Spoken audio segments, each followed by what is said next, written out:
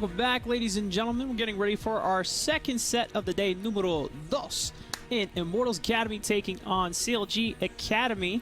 And for those that missed out on week one, Immortals Academy are sitting tied at 6th place. CLG Academy not doing so hot, but it's okay. There's always a chance to turn things around as and my camera needs to turn things around as well, but it's okay. Be back in 3, 2, 1. And just like we mentioned at the top of the broadcast, Crumbs, you know, because we have all these games, there's always a chance for CLG to turn things around. Exactly. It's a long split, and sometimes the strategy that you tried at the start of the split just wasn't it. Now, it might have been more than strategy for CLG, but it doesn't matter. It's still a long time to experiment, so we can fully expect these teams to ramp up as the season progresses. Now, on the flip side, though, Immortals look pretty good. They have the top side from No Org, the winner of Proving Grounds, who did take down Cloud9 Academy, the longtime dominating force of the Academy split here.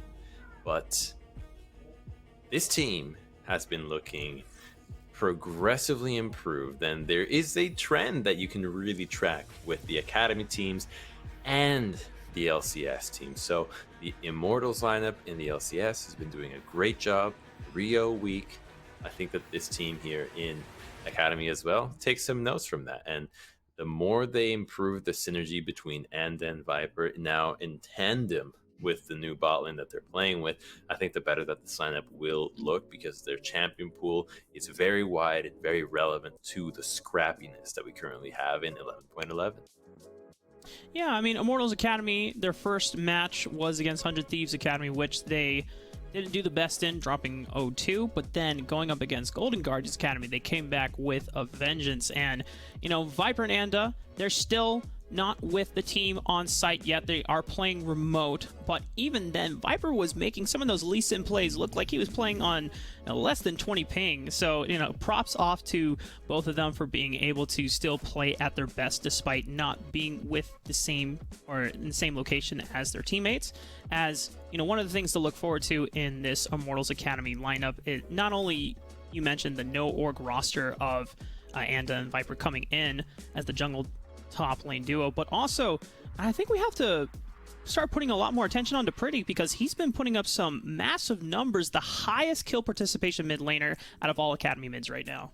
Yeah, it's a very exciting mid laner. The fact that we get so many new talents just showing up and suddenly blowing the expectations that we have from these players. So the more that these new players can actually surprise us, I think the more that teams will start to believe in the ability of these rosters and the organizations to actually develop players into long-time superstars. So we're just gonna jump straight into the draft and see what IMTA offers for us on the blue side, because we have been getting a wealth of different priorities from around the world. It really depends on what these players want to be doing. We have even seen blue side forego Gwen first picks.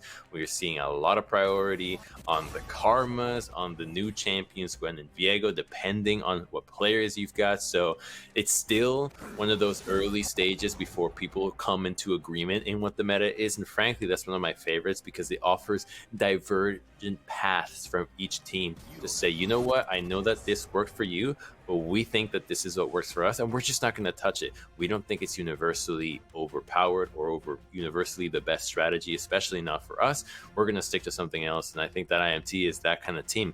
Not everybody can play that Karma in the mid lane, so I think that IMT will just continue to be that scrappy force with Anda and the solo lanes. Looking for CLG Academy, their last ban is going to be Udyr. Rumble is available, but as we have already seen, there are ways to counter and deal with the Rumble, and the Lee Sin is a much higher priority for this squad. Yeah, this is going to be a triple flex here. Pretty, Viper, and they can all play this, so it's really deadly. It's obviously not the red side flex that you love to see, but it's still a really powerful pick, and here, when so much of the game revolves around that playmaking potential, well, you already have a champion that can not only set up your lane if you're dealing with somebody immobile, but we have seen Viper go for some hero moves with the kick that just win team fights flat out. So giving him the tools to succeed if it goes into the top lane is already setting up the individual members of IMT with as much as they need to succeed.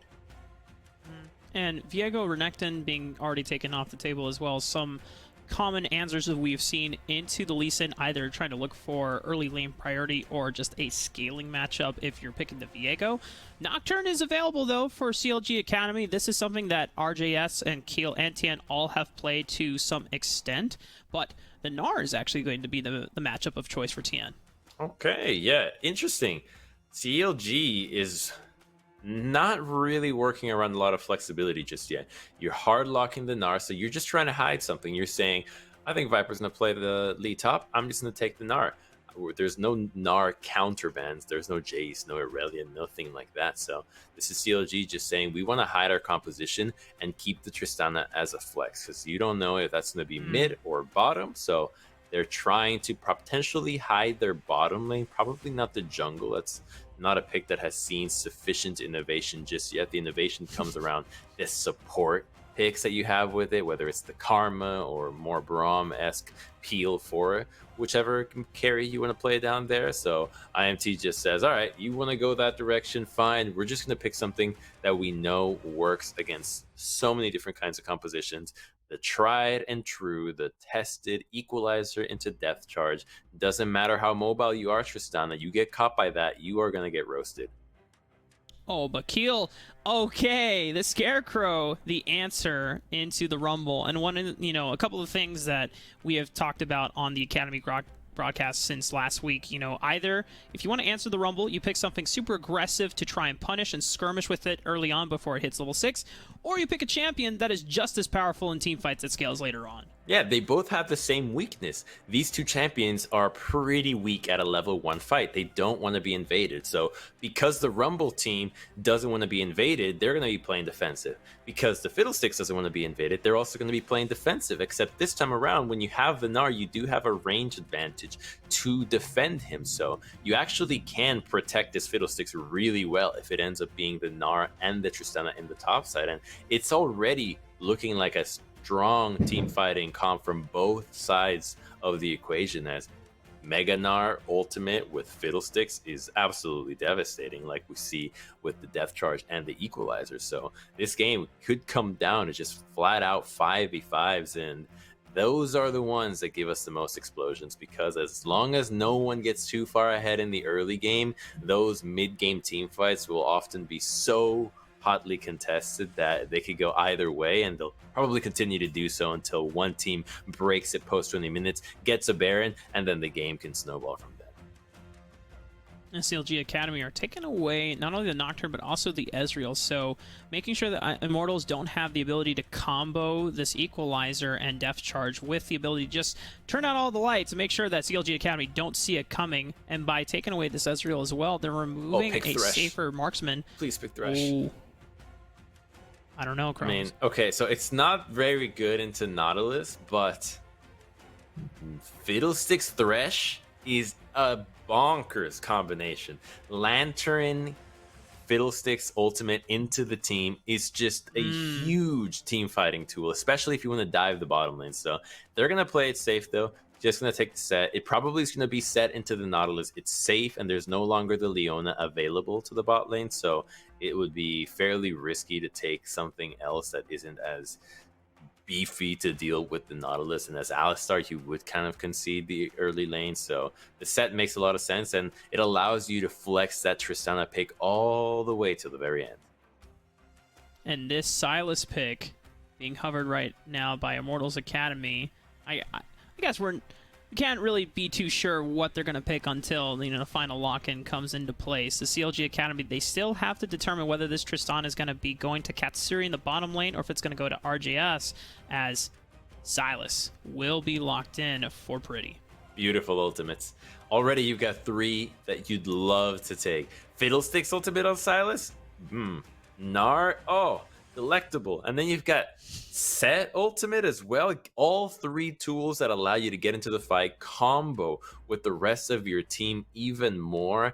I like what I'm seeing out of IMT. It's very scrappy, very focused around the top side, and when you can involve the bot lane as well, they can assist each other in hard diving. CLG, though, is just doubling down on that team fight and making it so difficult for these melee champions to actually get any work done. Between Rel, Fiddlesticks, and Set, melee picks like Sylas and Lee Sin need to be incredibly explosive, get their damage and kill done before they get CC'd, or else the combo of CLG will just lock you out and you'll never get a spell off until you die and get your respawn to try again.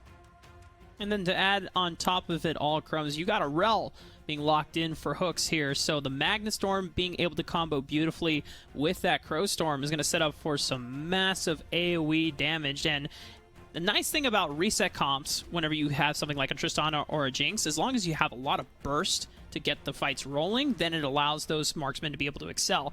And I mean, between the rest of the other picks for CLG, I think Katsuri is going to have a great time being able to Goomba Stomp all over these fights. Now that is when you view the composition in the most ideal situation, but you gotta get to that stage. So it looks like CLG has something really strong, but you know that IMT likes to scrap early. You have an incredibly scrappy top side of the map. You've got two champions that don't have mana. I mean, you have the same thing on CLG's side, but these are less reliant on their ultimates. So I think that IMT, with the prowess that Anda and Viper have displayed all year long, can incorporate Pretty, like you said, kill leader in the league thus far, and just dominate the top side of the map that CLG have to be really careful about. They can fight, they can do a lot, but you gotta get that Fiddlesticks to level 6 before you get to that stage where you can actually take down these champions, because the triple conqueror stack can be really something tough to deal with. They start getting the ball rolling in these fights, and suddenly you just don't have enough damage early on to burst down the nuisance that can be the Lee Sin, Sylas, and Rumble combination. And one of the cool things is, okay, that threw me off for a second. I heard Flash, and I was like, what? But it's just a good old ward from Keel's Fiddlesticks. But, you know, going back to Pretty, you mentioned kill participation leader for across the board in Academy mids. I got a chance to actually speak to their Immortals Academy coach, Jensen, at the top of the day. And I was asking him about, you know, how important and what kind of responsibilities does Pretty have for this team squad, even with the addition of Anda and Viper. And he told me that he is the centerpiece in how Immortals Academy want to operate on the map, whether it's a facilitation angle and being put on lane bruisers like Renekton, or a pressure point on side lane carries like Viego. And as now we have the Sylas, who can kind of do both. Pretty should be able to fight for early priority decently well, and then being able to side lane as well, if he gets far enough ahead, will be a huge threat in the side lanes. Yeah, the Sylas is something that has to be so respected, and is one of my favorite champions to see, not only played by professionals, but because it shows a confidence and playmaking that so many other picks lack. It just allows you to be so incredibly aggressive with what the situation offers to you, and it allows you to be very creative too. Can you use the ultimates better than the opponents can? Oftentimes you see the Sylas just make better use of your own ults, and that feels so bad to deal with, as we now watch Pretty just last hit effectively. Doesn't mind taking a few early shoves, as Set will just be having a grand old time early game. RGS does manage to get that first push in the mid wave. Sits outside of vision just for a second to see if he can play in the minds of Immortals Academy, as Anda just going for a full clear. Keel doing the same thing with that Fiddlestick. Says, I gotta give a little bit of credit to Keel. I like the way that he was able to maintain leash aggro onto the blue buff even while finishing up Wolves, and then transferring that over to the Gromp and keeping it in place. It just goes to show that he is well practiced on this. Yeah, you have to. The beautiful thing about the Fiddlesticks jungle clear is that you can actually go into a custom game and run it down a few times. You don't need any other partners in a custom game for you to practice this. You can just do it solo, and the quicker you get it down, the faster you can actually finish your jungle campus. You'll wrap up the Krugs and be on the way down here, as Anda does the grab first. Just gonna deter this. Engage. Katsuri's gonna be fine. Yeah, the Ignite came out from Joey. Was threatening Katsuri's life there, but showing patience, not pulling any summoners whatsoever, but it does succeed lane pressure and allowing Anda for an invade. Yeah, and this could set up a dive. There's TPs available, but they don't really need this. They just want to keep Katsuri away. They're going to go for it. Joey flash autos. get the TP. Okay, well, Immortals Academy, as soon as the teleport answer from RJS comes out, Immortals like, all right, just playing. It's all jokes, you know, no big deal. We'll take our leave now. Yeah, both mid laners TPing out. Too scrappy in the top lane. Nobody could have actually made it down there. So because mid lane was freed up, they see the opportunity to assist, and they both help each other out. It actually is one of those nods to each other that the team sends. Like, we're gonna go for a play. Oh, you respect it? Okay, all right, I see you. Well played. It's like a game of chess where you try to make a move that you think the enemy might not suspect, and suddenly they actually make the right call to block it, and all you can do is respect your opponent further for actually being worthy to see what you were going for and deflect it properly.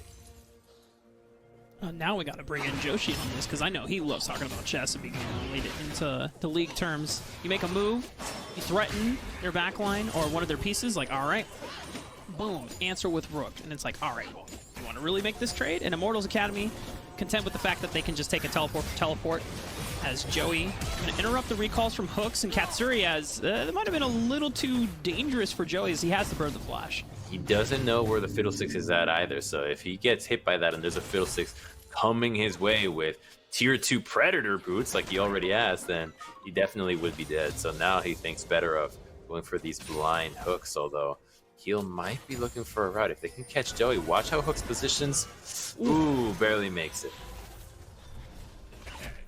Quick on the ward there from Joey. Is able to spot out Keel with the gank before he gets into range. He did pop the Predator, so he might have known if he was coming, but just the angle was not right enough for Keel. But the information of him being on the bottom side of the map allows Anda to position and start taking the camps away on the top side. Yeah, both countering each other quite effectively, so not much will be lost here, as the laners all respect that the junglers are trading sides, and to face check one of them would be so dangerous, especially at this stage where you can see the XP bar. If you divert your eyes to the bottom left when he hovered over Keel, he was almost level 6, and I think we'll have to flash there. He's dealing with a level 60, and this is such a dangerous spot in the game when multiple members are about to hit level 6 and you just might be a few creeps away. This crab, if Keel can get it, he'll be 6. Anda steals it, denies it from him, and then the Fiddles has to flash out of here. Yeah, the yoink comes out, but Pretty wants to follow. It's go time, baby. Viper even following up with the Sonic Wave and the Resonating Strike. First blood for Immortals Academy. Well played out of IMT. They know they gotta scrap. They gotta scrap early. The top side of the map was where they wanted to play. These two have been playing together for so long, and then inclusion of Pretty ensures that Keel does not make it out. With that tier 2 boot, it just didn't matter. The positioning was far too deep. They thought that Anda would have ran away after Tien blew his flash, but because the laners had priority, they were willing to commit to that crab, and they get themselves a freebie first blood, as now Pretty gets that 1 kill, and you can see why that kill assist is just so relevant, because they don't know what's going on with IMT. Viper is just coming from base. When he shows up, Keel's like, oh crap, and he thinks he can make it out because his initial instinct was correct, that he needed to run into the pit and flash away. Because he runs through the river, Pretty gets to cut him off, and he just trades flash for flash and dies. There was a way out, but unfortunately Pretty was a little bit too clever and routed him away from it. You know, Crumbs, I imagine that's many of our reactions in solo queue when we're going for a crab, and then we see 5 enemy teammates show up, and we're like, oh god, I gotta get out of here on this one. So for CLG Academy, fortunately Keel, on Fiddlesticks, you don't really have many escape routes and abilities to just get out of harm's way outside of flash, and Pretty being Silas is able to just follow right up, and Anda is here on the bottom side, potentially protecting IMT Academy if things get dicey. Hang on, did you just beep? Yeah. You have a... How did you do that? I have some dark tech. I should have warned you beforehand. Don't worry about it. Yeah, alright. I guess I won't. I'll just wait to hear it again. There you go. Well, Crowstorm is going to come in. Kaka, let's go pretty. Has no chance to be able to get out of harm's way, and Keel picks it up. Yeah, didn't even need RJS's flash or ultimate. He's mad. He's mad that Pretty burned his flash to kill him, so he's looking for revenge. Gets the kill, and already with the Predator boots, there's just nothing that he can do to run away. They might be looking for more, though, but without the Crowstorm, oh, Keel, you're in so much trouble, my boy. Oh, equalizer as well. Don't even need the full burn of the Rumble ultimate, as Viper says, I've got it with the damage. All right, if I'm Keel, I am never touching the top river of this jungle anymore. That is twice the place where I have been getting killed. Almost identically, actually. That is exactly where his first death happened. So just avoid this area or just light it up like a Christmas tree before you approach again. IMT is clearly interested in killing whoever shows up on this side of the map, and that's going to net them a Rift Herald plus a kill and double buff. So they actually get more from that than the Fiddlesticks got out of the kill in the mid lane. So IMT gets to bounce back with a counter punch that hurts more than the initial one that instigated it all. For Immortals Academy, gold lead isn't that massive, just a few hundred for themselves, but Immortals Academy, they are playing to their strengths, as you already pointed out before. I think it is in Keel's best interest to not play around this top side as much as he has been in the past few minutes. It can be very scary for him as the Fiddlesticks, especially without Flash. Granted, if he has the Crowstorm, he might be able to set up a gank, but you know, I'm more looking at this mid lane where he was able to pull off a successful gank, maybe even the bottom side of the map where the first dragon has not been taken by either team. Yeah, both of these teams are just so strong in the team fight that they actually don't want to be caught out in the pit.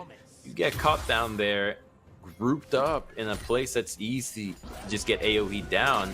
That's a recipe for disaster early in the game. So before IMT goes for this objective, they're ensuring they can set up enough vision to actually see the engage coming, because on top of that AoE damage, both the junglers engage from a really far away.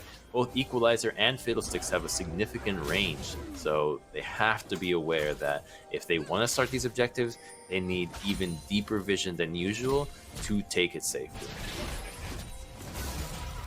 And you can see the tug of war in the vision war between both CLG and Immortals, as anytime the mid laners are able to shove in this wave, they take the opportunity to go clear out the vision in this river.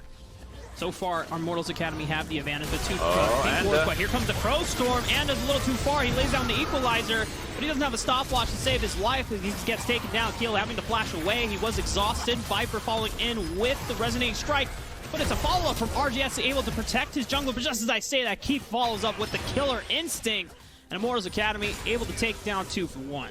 Yeah, and they get a lot out of that. Even though Tien is with a teleport available now, he barely didn't have it. That made the whole difference. A few seconds away, and Tien would have actually been able to follow up and help in that play, but because he wasn't available to teleport instantly, Viper sees the opportunity to help his team out. He's not going to lose a whole lot, just loses a play for it and just gets to help the team instead. So I like when I see this top laner sacrifice a bit, just a bit of creep, just a bit of gold to actually continue the pace of the game in shutting down Keel. Now, Keel did get a kill. The Fiddlesticks is starting to get strong, but it comes at a cost of actually getting more gold in the pocket of IMT. So it starts off with them catching Anda, but IMT has so many members ready to go at the same time, and that's 2 major ultimates used to take down the Rumble. So by the time the rest of the team is here, well, they're already running, and CLG is committing so much to try to keep this poor Fiddlesticks alive, but he doesn't have a stopwatch. He's so squishy. He really is just going in and dying until he gets the items that he needs to survive. That hourglass will be incredibly important. He had the stopwatch, but a single use of it wasn't enough to keep him away from Viper and Keel. And we can see the makings of how CLG Academy wanted to play out these team fights. Obviously, the Magnus Storm, the Crow Storm, used beautifully. It was only onto one, though, as you noted, Crumbs. And, you know, one is not a whole team. You got to take down all 5. And so, you know, for the one pick onto Anda, very cool. CLG Academy, we're going to have to see if they're able to replicate it, but on the multiple members, if they can catch them in these chokeholds, that is going to be where CLG Academy can find a lot of success. Yeah, and that's going to be tricky, though, because right now, still early in the game, there's not that many opportunities where these teams are actually grouping up and presenting an opportunity for these AoE ultimates to actually mow them down. It's only at these dragon fights. You know, Viper, fully well knowing that Tian was going to look for the Mega transformation into the Nor against the wall. First kicks, and then dodges out on the ultimate anyway with that control ward hop. Just cheeky moves from the Immortals Academy top laner. Now for this map state, the dragon still hasn't been taken up, Chrome. So, and it just goes to show how scared both teams are at initiating, because like you said before, neither the team wants to be the ones getting caught in the pit. Oh, RJS. Well, he gets knocked up. Looks is there. He's going to re-engage with the Magna Storm. There's the Crow Storm. It lands on the 3 people. I think this is the fight the CLG Academy were looking for. And Katsuri is there to pick up the pieces in the resets. It's the same thing that won IMT the fight earlier. There's a teleport difference in the top lane, so when IMT commits to the fight, yeah, you're going to be able to burst down RJS a little bit, but the reinforcements from CLG are there. There are none coming for IMT. Viper was not able to join the fight, so CLG happy to commit everybody into it, knowing they would have the numbers advantage. Granted, it doesn't get them that big of a result though. Not that big of a lead, because it's a single kill, unlike the time that IMT won it and got 2. And they get the dragon, but by the time we start to get dragon fights that seriously force you to take these team fights, it's already going to be Baron time. This second dragon is pretty much going to spawn at the time that Baron is up, so prioritizing the fight will be so much more important from now on, because the objective can always be the Baron instead of just the second dragon. And just being able to watch this replay again, I mean, it looks like RGS is in a doomed state, but then the re-engage is what really turns it around. There wasn't going to be enough damage to take down RJS if Rumble didn't hard commit, and maybe then some. So he keeps going forward, waiting for the death charge to follow through.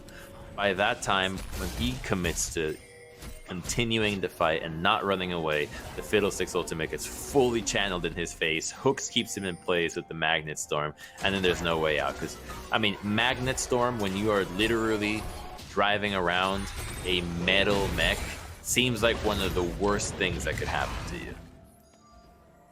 And when we go back to the drafts in Immortals Academy, their advantage is in the early skirmishes, but we're already past the 16-minute mark here, Chrome, so time is a ticking in terms of being able to get that advantage back in your favor, because CLG Academy, with that fight in the mid lane and taking the dragon off the back of it, have even up the gold advantage for themselves as well. And if you're constantly fighting these 5-on-5s, you have 4 melee champions on the side of Immortals Academy, which is a lot harder to disengage from when the Magna Storm comes in, the Crow Storm with the multi-man here comes in as well. Facebreaker, Mega Gnar, I think it says it all as, oh man, Viper, so close, but Keel comes in for reinforcements and Tien picks it up. Beautiful there out of Keel, recognizing who's fighting, who's an opportunity to actually take down, and there's no one coming from IMT to help out. You have enough burst to immediately take out the Lee Sin. They're going to make a counterplay on the top side to take the tier 1, but Gnar is also getting a turret, so this is CLG making use out of this Fiddlesticks, and Prophet's exactly how we thought the game was going to play out. Team fight comp versus team fight comp. One can make a play after the other. They're not going to get too far ahead early in the game, and it's just going to be decided by one massive fight late into the game that yields the largest objective gains that the enemy team just won't be able to come back from. So I'm loving the pace we're seeing thus far, and frankly, I'm just a big Fiddlesticks fan. We've gone over this so much. The champion is just a great way to engage fights and surprise your opponents with it, because unlike most engaged champions, this one actually is pretty dependent on you to play well with vision. You can't just run your face at the enemy. You actually have to be pretty intelligent about what they can see and what you see of the enemy as the terrain with which you can engage. For CLG Academy, they keep taking the fights on their terms or looking for the re-engages as well, being able to answer Immortals engages. those fights will always be in their favor. And this Cloud Dragon coming up in the next minute and a half signals that we're either going to get an Ocean Soul or a Mountain Soul. And having either one of those on your team to bolster or to combo with the amount of damage that you're bringing in with the engage would just make your team even harder to deal with. Yeah, the damage is one thing, and I do think this Cloud Dragon could actually be pretty valuable for both these teams. Fiddlesticks in particular, even Rel and Set would love to have just a few seconds shaved off with such a long cooldown ultimate, so it will be something that I think the teams will be interested in fighting for, as they're still trying to trade these tier 2s, but IMT, by virtue of grouping up more, is interested in picking a fight. If anybody on CLG wants to collapse onto them, you have multiple members ready to respond and attack. Look at Joey just hoping that CLG takes the fight so that he can flash over. Oh, Tien, I think he's gonna get it. Yeah, Silas won't make it in time. That's a good trade. That's a good trade for CLG. Multiple members stayed taking farm on their own, so they're not sharing experience, and pretty soon it will be reflected in their levels. CLG Academy answer Immortals siege on the bottom side of the map into their second tier turret. The top second tier turret of their own for the taking. We get a chance to hit the 20-minute mark and take a look at the gold graphs for all of the individuals. So far, I mean, the gold lead at the top says it alone, Crumbs. I mean, it is pretty much neck and neck, although Tien having a noticeable 1,000 gold lead over his counterpart in Viper. It's pretty much dead even. It's gonna only be that counterpart, but when you have an average of like 800 gold away, it's just a little bit. As Tien finds the Nautilus though. Joey, he does have flash, but I don't know if he's going anywhere. Crowstorm is already cutting him off there. Viper gets the disengage with the Dragon's Rage. Ianda is there, picks up one, back onto Keel, and Pretty gets a massive 3-man Gnar ultimate, but it's more of a disengage and trying to get out. Viper tries to go back in along with Keith, but they don't have the damage to deal with Tien and Katsuri. And CLG Academy, another Team 5 win. It's going to lead into the second Dragon. 3 for 2, and it starts by catching out the Nautilus, so using the Gnar ultimate to go after him. Keith gets out, but when Joey is by himself, getting that free kill is more than worth it if you're going to commit ultimates for it, because there's just no chance that the rest of IMT take the fight afterwards. They are able to kill Keel because his hourglass was not yet completed, but they walk away with the objective win despite trading something back on IMT, and they have to start respecting that CLG's engage is nothing to be scoffed at. So going here blind, trying to set up some vision, and Tien immediately pounces. You already have more members of CLG immediately on this fight. It's a great equalizer to zone multiple members off, and then the fight splits off on 2 directions. RJS not able to follow up and kill Anda, but Anda outplayed it with the flash, trying to get out at the very end. And then the bot side is actually a win because Katsuri makes it late. So much of the focus and initial damage had been done by the Gnar already that it was only cleanup time for Triss. You know, late to the party, but not too late to be able to just get resets around that skirmish there in the river. So for CLG Academy, they definitely have the pieces in the making of being able to deal with Immortals Academy in these fights, as long as they're consistently the ones making the first picks onto the opposition here. Whereas for Immortals Academy, it's going to be one of those moments where they have to be a little bit more careful about the vision control. No one cares if you're late to the party and bring the goods. If you bring things to keep everybody engaged, interested, refreshed, show up as late as you want. You just keep the whole thing going, and that's kind of what Katsuri did there.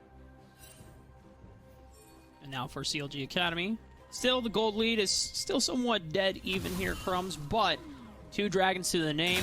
We are getting a Mountain Soul for this match.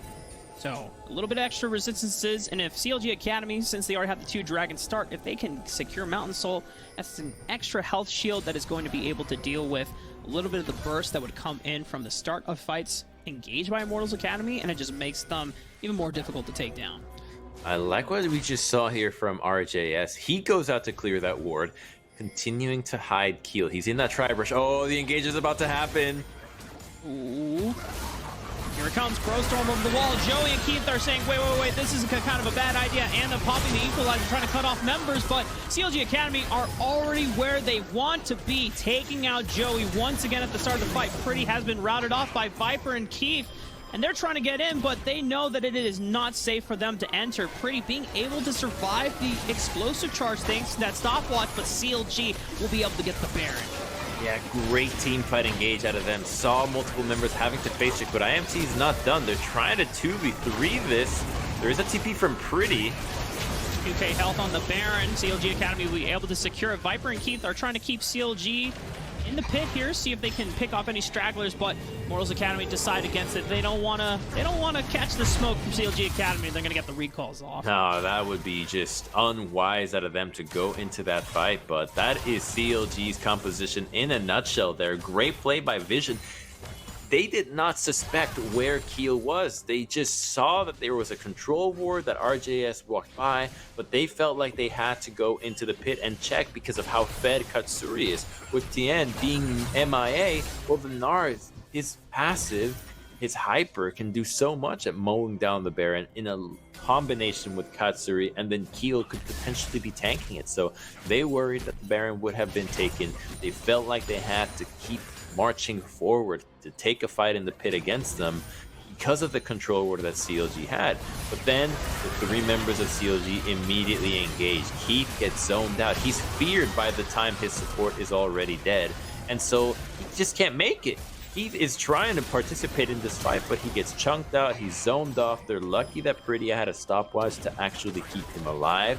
But all in all, that was CLG playing with their vision smartly, incorporating that into their engage and pouncing exactly at the right time.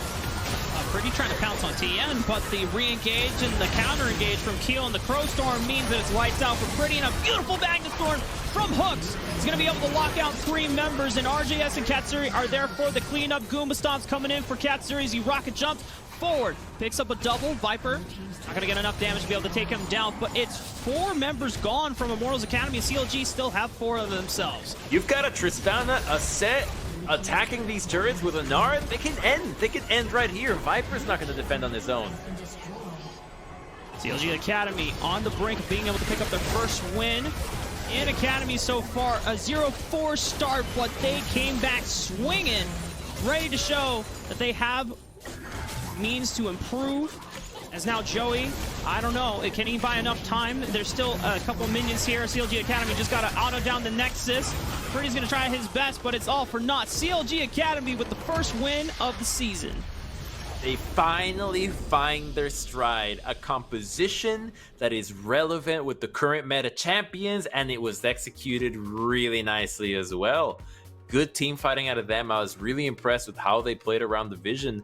Keel did get a few kills that were maybe unnecessary given away in the early game, but he found so much with his ultimate. Just needed to get past that hump, and the rest of the team played around it really well, showing that the Fiddlesticks as an answer to Rumble is more than the Karma as an answer to it. You have a lot of flexibility in dealing with it. CLG found something that worked for them, and this is exactly what we talked about, Raf, at the top of the day. These teams are going to slowly figure it out. They're going to realize what works for them, the style that is relevant to the champions that they're best at, and they're going to slowly improve, and already we're seeing that in CLG, who started 0-4. It doesn't get a worse start than that.